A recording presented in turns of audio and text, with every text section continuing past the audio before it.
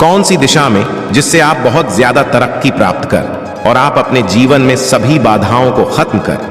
कहने का तात्पर्य यह है कि इस दुर्लभ संयोग में दीपक से जुड़ी ये अचूक उपाय आपको धनवान बनाने के साथ साथ आपके घर की सारी तकलीफों को दूर कर देगा।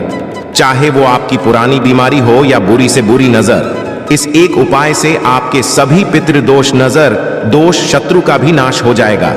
बस आपको सच्चे मन से श्री हरि विष्णु का नाम लेते हुए इस उपाय को बिना बताए चुपचाप करना हो। तो दोस्तों, अगर आप भी चाहते हैं कि मां लक्ष्मी का वास आपके घर में हमेशा बना रहे, तो इस वीडियो को लाइक करके चैनल को सब्सक्राइब कर ले और कमेंट में जय श्री हरि विष्णु जमा लक्ष्मी लिखना। न साल 2024 का पहला चंद्र ग्रहण 25 मार्च को लगने जा रहा है। इस बार चंद्र ग्रहण और होली दोनों ही एक साथ रंग होली पर। चंद्र ग्रहण का साया रहेगा वैदिक ज्योतिष शास्त्र के अनुसार होली पर। चंद्र ग्रहण 100 साल बाद फिर से लगेगा। 25 मार्च को चंद्रकांत सुबह 10:30 से शुरू होकर दोपहर 3:02 पर। वहीं इससे पेटी खोली और चंद्र ग्रहण दोनों ही साल 1924 में लगे। साल का यह पहला चंद्र ग्रहण एक उपछाया चंद्र ग्रहण होगा जो करीब 4 घंटे के आसपास पत्र। चंद्र ग्रहण एक प्राकृतिक घटना है जिसमें पृथ्वी, सूर्य और चंद्रमा के बीच से गुजरती। ऐसे में हमें चंद्रमा की सतह पर छाया देखने को। अब यह भी बता दें कि यह घटना केवल पूर्णिमा के दौरान ही घटित हो सकता। इसके साथ ही 25 मार्च को सूर्य राहु मीन राशि में, शुक्र मंगल और शनि कुंभ राशि में विराजमान होंगे। गृह नक्षत्र की शुभ स्थिति से कई लोग लाभान्वित। दोस्तों, आपको बता दें कि फाल्गुन पूर्णिमा पर साल का पहला चंद्र ग्रहण लग रहा है। तो फाल्गुन माह के कृष्ण पक्ष की पूर्णिमा तिथि 24 मार्च को सुबह 9:54 पर शुरू। इस तिथि के समर्पित 25 मार्च को दोपहर 12:29 पर। ऐसे में फाल्गुन पूर्णिमा का व्रत 25 मार्च को पूर्णिमा का व्रत पूर्णिमा तिथि में चंद्रोदय वाले दिन रखते हैं, जबकि फाल्गुन पूर्णिमा का स्नान और दान 25 मार्च को होगा।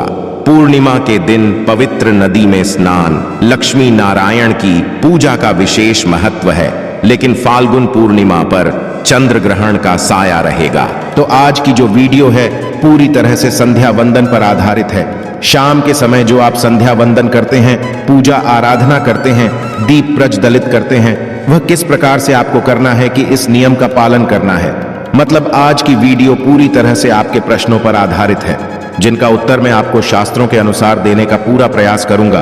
तो वीडियो को पूरा जरूर देखें और अगर आपको आज की वीडियो अच्छी लगे तो इसे लाइक जरूर कीजिए, क्योंकि आपके लाइक्स और आपके कमेंट मेरे लिए बहुत महत्वपूर्ण होते हैं। यह एकमात्र जरिया है जिससे मुझे पता चलता है कि आपको यह वीडियो अच्छी लगती है और आपके लिए यह वीडियो उपयोगी है। तो अगर वीडियो अच्छी लगती है तो लाइक जरूर करें। इसके साथ ही कमेंट बॉक्स में भगवान श्री राम के का जयकारा भी जरूर लगाएं। इससे आपको सकारात्मक ऊर्जा की प्राप्ति होती है। और अगर आपका कोई भी सुझाव हो, कोई भी प्रश्न, कोई विशेष वीडियो देखना चाहते हैं तो उसके लिए भी कमेंट बॉक्स में जरूर लिखें। और चैनल पर पहली बार आए हैं, अगर अभी तक आपने चैनल को सब्सक्राइब नहीं किया है तो आज की वीडियो अगर आपको अच्छी लगे तो चैनल वास्तुशास्त्र को सब्सक्राइब जरूर कर लीजिए और बेल आइकन को भी प्रेस कर लीजिए। इससे यह होगा कि इस चैनल पर जो नई वीडियो अपलोड होंगी वह आपको सही समय पर प्राप्त होगी। तो सबसे पहले बात करते हैं किशन झा, दीपक प्रज्वलित करने से पहले, मतलब शाम को पूजा करने से पहले क्या स्नान करना आवश्यक है। देखिए, शास्त्र के अनुसार पूजा में शुद्धता आवश्यक होती है। तो जब हम सुबह पूजा करते हैं तब तो स्नान करना अत्यंत आवश्यक होता है। सुबह बिना स्नान की जा नहीं करना चाहिए। लेकिन शाम की पूजा आप हाथ मुंह धोकर भी कर सकते हैं। जरूरी ही है आप स्नान करें। अब देखिए, आप चाहे तो वस्त्र भी बदल सकते हैं या फिर आप सिर्फ हाथ मुंह धोकर कुल्ला करके भी पूजा कर सकते हैं। अब देखिए, जैसे कि आपको शाम के समय पूजा करनी है तो दिन में भी आप शुद्धता का ध्यान रखें। जैसे कि आप जब भी टॉयलेट जाते हैं, बाथरूम जाते हैं, तब उस समय शुद्धिकरण जरूर कीजिए। कुल्ला जरूर करना चाहिए।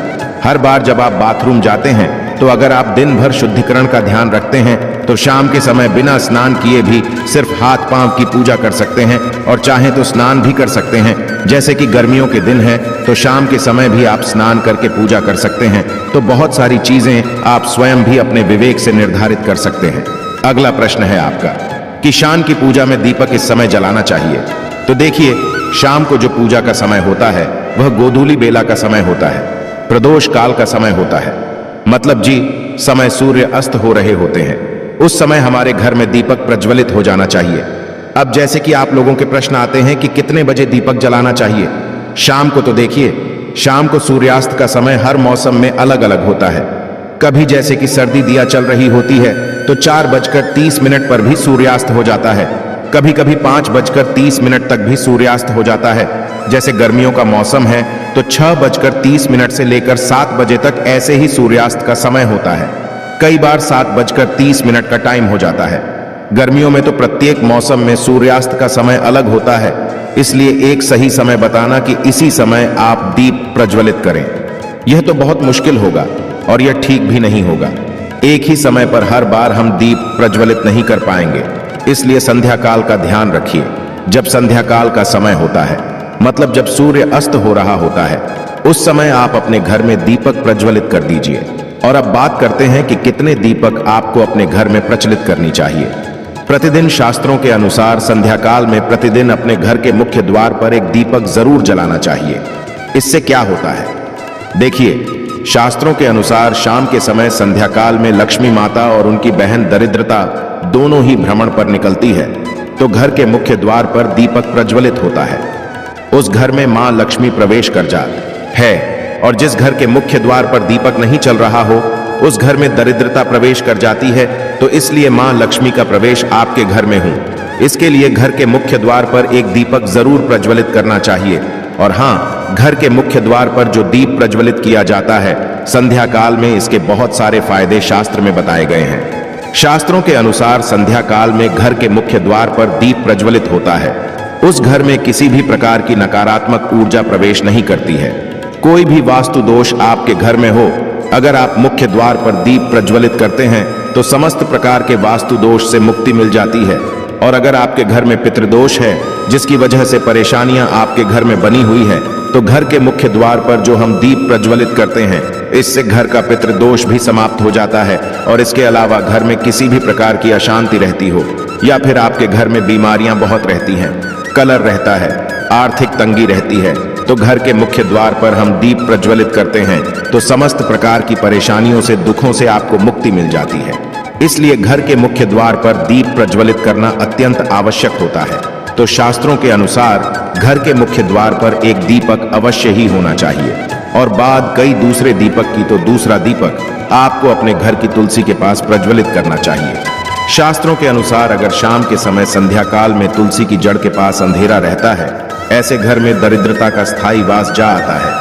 और जिन घरों में शाम के समय तुलसी के पास दीप प्रज्वलित किया जाता है, ऐसे घर में लक्ष्मी का वास होता है। श्री हरि विष्णु सहित महालक्ष्मी ऐसे घरों में वास करती है, तो प्रयास करना चाहिए कि शाम के समय तुलसी के पास एक दीपक अवश्य प्रज्वलित करें। बात करें अगले दीपक की, शाम के समय अपने घर के ईशान कोण में, मतलब जहां पर भी आपने अपने घर का मंदिर बनाया हुआ है, उसी स्थान पर घर के मंदिर में दीपक अवश्य प्रज्वलित कीजिए। 2-3 दीपक आपको प्रतिदिन जरूर प्रज्वलित करनी चाहिए।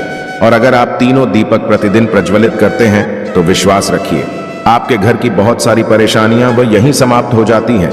और अब बात करते हैं अगले प्रश्न के बारे में, जो आप लोगों के हमेशा प्रश्न आते हैं कि दीपक किस चीज से प्रचलित करना चाहिए। सरसों का तेल डाल सकते हैं या नहीं, या फिर तेल प्रयोग करना चाहिए, या फिर शुद्ध घी का, गाय के घी का, किस चीज से हम दीपक प्रज्वलित करें।